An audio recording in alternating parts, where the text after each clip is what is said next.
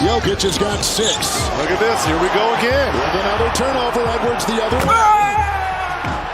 Are we witnessing the birth of a new megastar? Is this an all-time great in the making? Last night we saw the unthinkable against the reigning champs, but we gotta start off with yet another wild thriller involving the Knicks. After barely making it out alive against Philadelphia, New York quickly realized that things were not going to get any easier against the Pacers. Siakam clears the rebound. He pushes. Indiana wants to get into their offense quickly, usually in the first 8 seconds, and they will rain down the threes. Indiana imposed their own playing style, running up and down combined with a ton of passing. The Pacers led the entire league in assists per game in the regular season with 30, and by halftime they were right on that pace with 15. That was something else. Turner, no look inside. Turner on the receiving end from Halliburton. And of course, their leader in points at the break was it was TJ Mcconnel.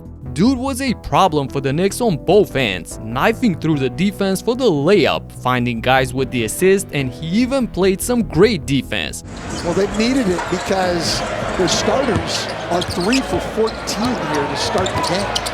Mcconnell all over Brunson, forces it into a tough shot. Now, Brunson still got his points, but he sure had to work for it. Speaking of him, he started off great once again with 18 points at the break, but if the ball was flying for Indiana, almost everything that the Knicks got was off of one-on-one, so they found themselves in a 9-point hole towards the end of the second. But there was still time left before the buzzer. Stroke, but he makes it work, and Halliburton stretches this Pacers lead to 7. Oh, it goes!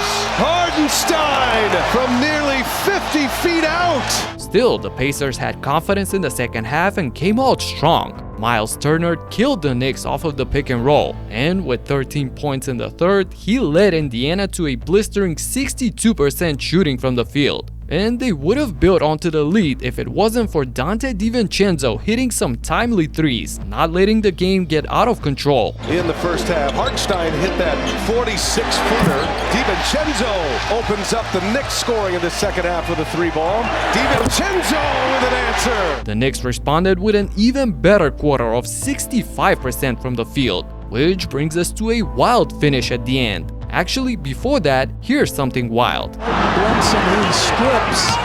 Oh! Toppin goes between the legs! The former slam dunk champ! This game was insane, and I wish I was there honestly, but I'll go to game 2, thanks to today's sponsor, Game Time. In the past, I've been bamboozled by scalpers into getting some horrible seats, like looking at a pillar or a pipe for the entire game, and I've even straight up missed some concerts because I couldn't find any tickets. With Game Time, you can easily get tickets, even last minute, for concerts, theater events, sports, you name it. So I'm looking at Game 2 on our home court at MSG. It's gonna be crazy in there. What I love about Game Time is the fact that you can save up to 60% off buying last minute for sports, theater, comedy, any event. Also, it's great that you can see the view from your seat, so you know exactly what you're getting when you arrive. The app is super intuitive, so you can buy tickets in seconds, and I love that. So download the Game Time app, create an account, and use code HEATCHECK for $20 off your first purchase. Terms apply, but again, create an account and use code HEATCHECK for $20 off your first purchase. Download Game Time today. Last minute tickets, lowest price, guaranteed. Now we can go to the fourth, a crazy back and forth battle between Siakam, Nesmith, and Nembhard on one end and Hart and Brunson on the other.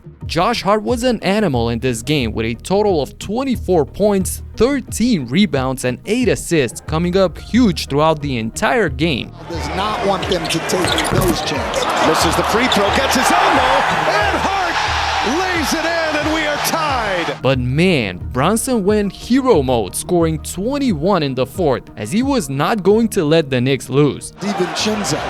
And now Nembhard on Brunson, 3-pointer flies, and Brunson makes it a 2-point game. And the crowd absolutely exploded when New York finally took the lead. Halliburton working with Turner, Turner stopped, and they turn it over, and Anunoby puts the Knicks in front. Still, Indiana would not surrender, and this continued to be a back and forth battle in a game of who blinks first. So after Nembhard does that right here, things escalate to a whole new level because Brunson with the ball in his hands, sitting on 40, kicks it, DiVincenzo, 3-pointer, down it goes!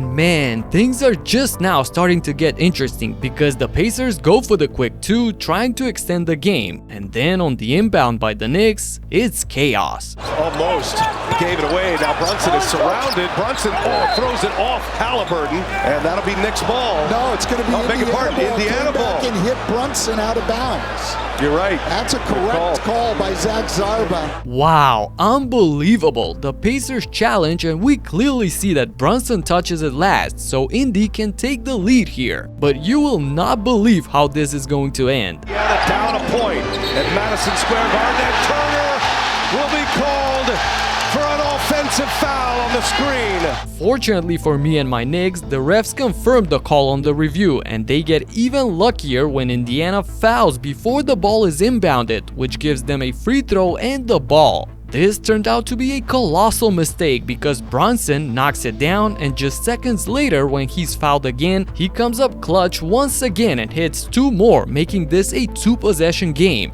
That added free throw changed everything, and the Knicks survive yet another playoff thriller. Crazy. He rolled his ankle and turns it over. Knicks have it. OG Anunoby dribbles it out, and game one belongs to the New York Knicks. Moving on to Denver, where this was a must-win for the champions. But what happened in Game 2 left us all in shock. Jokic, shot clock is down to 5. He threw it away.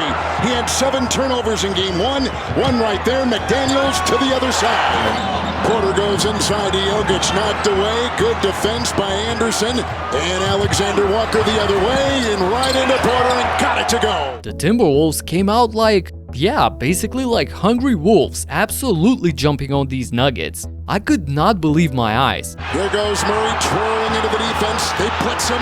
He's in a straight jacket. Look at him trying to get out. He wiggles away. He got it off to Jackson. 2 minutes gone in the second. Shot clock down to 7. Alexander walking. This defense of Minnesota has been incredible. Murray, corner, Watson, no time to fire.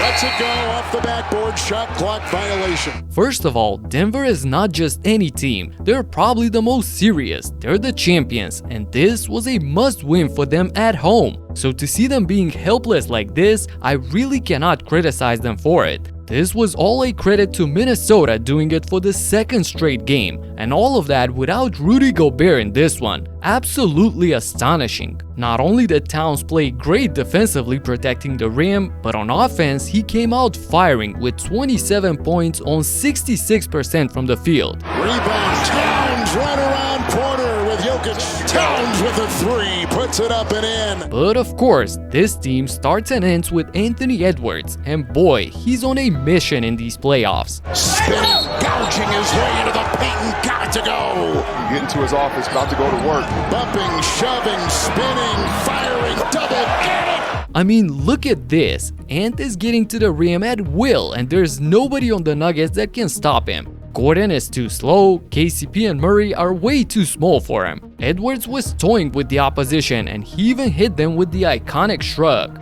Edwards on top. He'll put up a 3. Bullseye! It's crazy, but it looks like the Timberwolves have them completely outmatched. This is insane. To me, this looks like a coming out party for Minnesota in a similar way to how it looked for this OKC Thunder team in 2012 when they swept the defending champions Dallas Mavericks and shocked the entire league. This was a shifting of the power in the NBA, and it reminds me of this series that we have now. If anyone can figure things out and try to come back even with 2 games on the road, it's a team like Denver. But man, as I see things at the moment, this looks like mission impossible. Despite being a blowout, I enjoyed this game and gave it a 6.1, which again is similar to the average and probably a fair assessment. And for those of you that want to know more about Raid Game, this is my announcement video where I explain why I will never promote gambling and betting in my content. Check it out right here. Talk to you in the next one. Peace out.